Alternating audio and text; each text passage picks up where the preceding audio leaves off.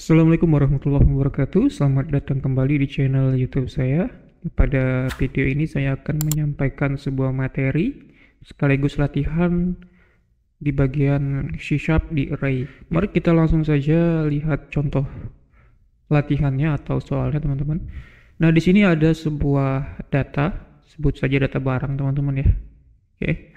Ada 5 data, 5 baris. Ada kolom nama barang dan ada kolom harga. Nantinya ini kita akan panggil semua datanya, kita akan munculkan semua datanya ini menggunakan array 2 dimensi. Ini pasti menggunakan array 2 dimensi. Karena apa? Karena ada 2 kolom ya. Perulangan yang harus kita gunakan untuk memanggil 2 kolom data ini. Kemudian nanti outputnya gimana? Outputnya nanti menampilkan seluruh data barang yang ada di sini ya. Kemudian kita akan melakukan input code ya, atau inputkan kode-kode sesuai yang ada di sini. Jadi ada yang saya blok warna abu-abu ini adalah sebuah inputan, teman-teman ya. Selainnya ini akan muncul secara otomatis. Misalkan seperti ini, teman-teman ya. Misalkan inputkan kode 1, maka nanti yang akan muncul adalah mie instan dengan harga 3.500. Kemudian saya misalkan beli 10, maka nanti total bayarnya adalah 35.000. Jadi patokannya adalah di kode ya. Misalkan saya kodenya 3 beras, saya beli 1, maka nanti barangnya harganya 14.000. Kalau 2, 28.000. Kira-kira sepertilah hasilnya dalam contoh soal kali ini. Dan kemudian kita langsung saja untuk membuatnya di project kita. Saya sudah bikin projectnya, yaitu project latihan array, dan saya bikin nama filenya latihan1.cs. Kemudian nanti saya tambahkan mungkin data yang seperti ini saja ya. Nah, console readline, data barang toko Z, dan nanti ada console readline seperti ini. Kemudian mengacu pada data barang ini kita buatkan dulu variabel array-nya ya, teman-teman ya. Kita buatkan dulu string, kemudian koma, kemudian namanya misalkan barang seperti ini, kemudian sama dengan kurung kerawal seperti ini, dan nanti ada titik koma di akhirnya. Setelah itu kita tambahkan data barang yang kita mau. Jangan lupa satu baris harus ada 1 kurung kerawal lah. Oke, kemudian di sini namanya kita ikuti yang ada di Excel ini, teman-teman ya. Kemudian koma, ini tetap pakai petik ya, teman-teman ya, karena kita variabelnya adalah strings. Nanti kita akan konversi dia menjadi integer di proses tengah-tengahnya, teman-teman. Nah, ini satu data barang sudah selesai, tinggal nanti kita lanjutkan ke data-data berikutnya.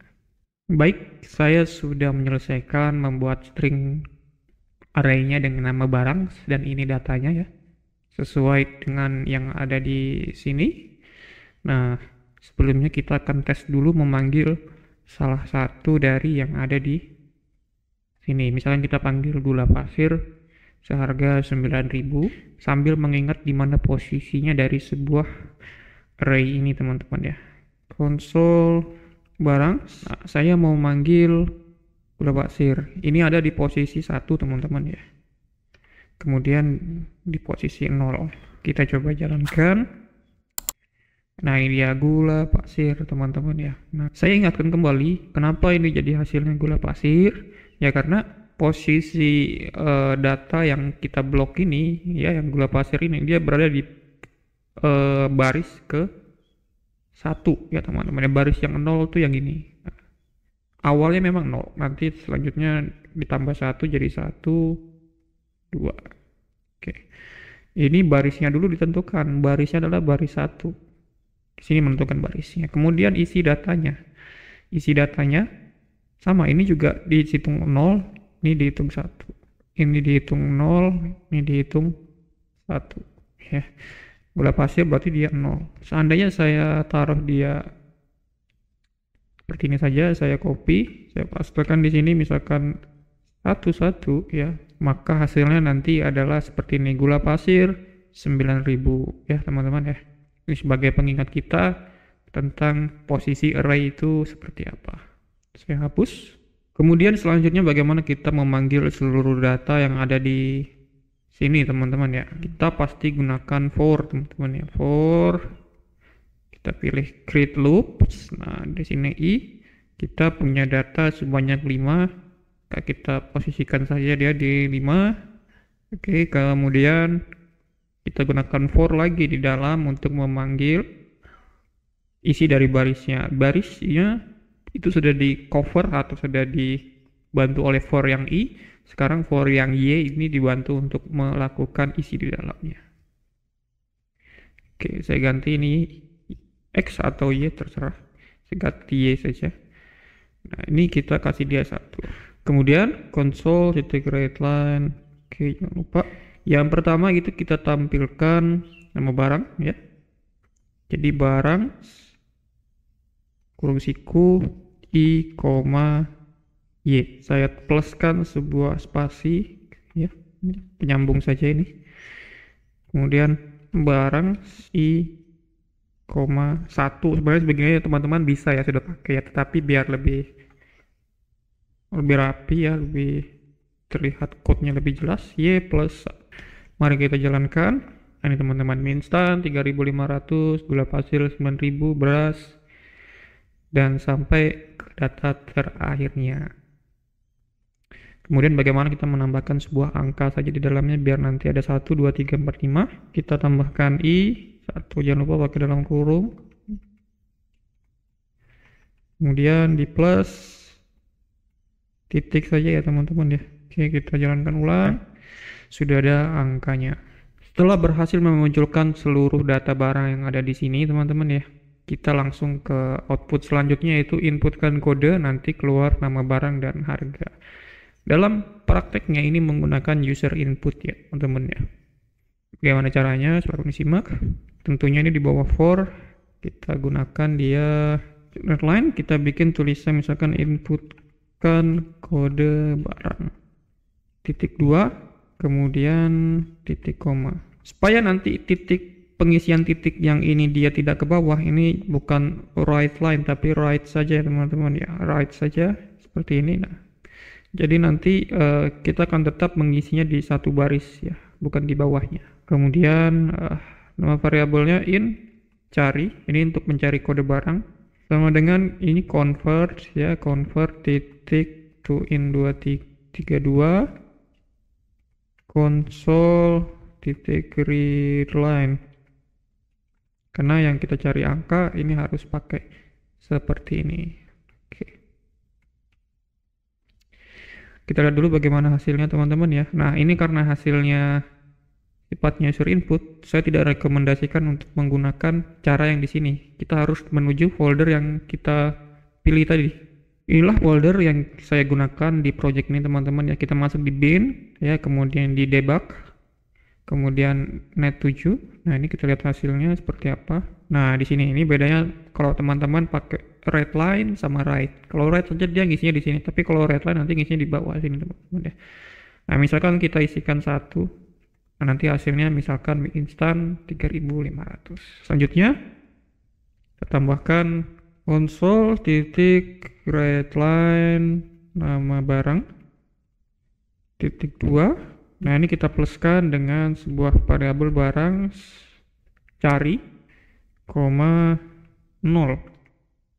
ya. Oke, karena posisi barang, nama barang ini ada di posisi 0 ya. Oke, baik, kita bisa lakukan debug dulu teman-teman ya. Kita lihat hasilnya. Misalkan 4 yang keluar barang nama kecap manis. Kenapa menjadi kecap manis ya? Karena dia masih posisinya kelebihan 1. Nah, karena seperti yang saya bilang, posisi 4 itu posisi data dari sebuah ini harus dihitung dari 0. Tambahkan, dikurangi, cari dikurang 1 teman-teman. Nah, baru kita debug. Misalkan saya kasih 4 tadi, hasilnya pasti telur ayam teman-teman ya. Nah, karena sudah dibenerin posisi arrays-nya. Selanjutnya untuk harga barang ini di copy saja teman-teman ya, hampir mirip. Misalkan tuliskan di sini harga, Ini tetap di variabel barang, carinya di sini sama, tapi yang diganti nih menjadi 1. Kita tambahin harga barang, tambahin RP titik seperti ini. Oke, kita bisa debug. 4. Nah, ini dia 2500. Oke, selanjutnya nama barang sudah, harga barang sudah, kemudian kita ke jumlah beli. Jumlah beli ini user input juga teman-teman ya. Jadi kita harus gunakan teknik yang sama dalam tadi menggunakan input code ya teman-teman ya. Jadi tinggal kita copy saja biar lebih cepat. Nah, ini saya ganti JML saja. Oke, variabel JML namanya. Sebutkan kata-katanya diganti jumlah beli. Nah, ini nanti hasilnya sama persis yang ada di sini teman-teman ya. Saya langsung skip saja ke selanjutnya, yaitu total bayar. Nah, total bayar ini dapatnya dari mana? Dari jumlah beli dan dikali harga. Saya copy di sini teman-teman. Ini saya copy total bayar seperti ini, dan variabelnya kita masih belum punya. Kita bikin dulu variabelnya teman-teman. Misalkan saya punya variabel in total sama dengan JML dikali convert to int32. Apa yang mau di convert? Barang, cari. Ini posisi harga di mana ya? Min 1, jangan sampai salah teman-teman ya. Oke, ini biar lebih spesifik kita kasih dalam kurung. Oke. Nah, kemudian di sini total bayar kita sambungkan dengan variabel total. Coba kita jalankan dulu. Misalkan kecap manis, saya kasih nama 5. Nah, jumlah belinya berapa? Misalkan saya beli 3, harusnya nanti total bayarnya adalah 15.000. Nah, ini dia 15.000 ya, betul ya. Kemudian yang lain contoh, misalkan instan saya petikan 1, saya beli 5, maka hasilnya 17.500.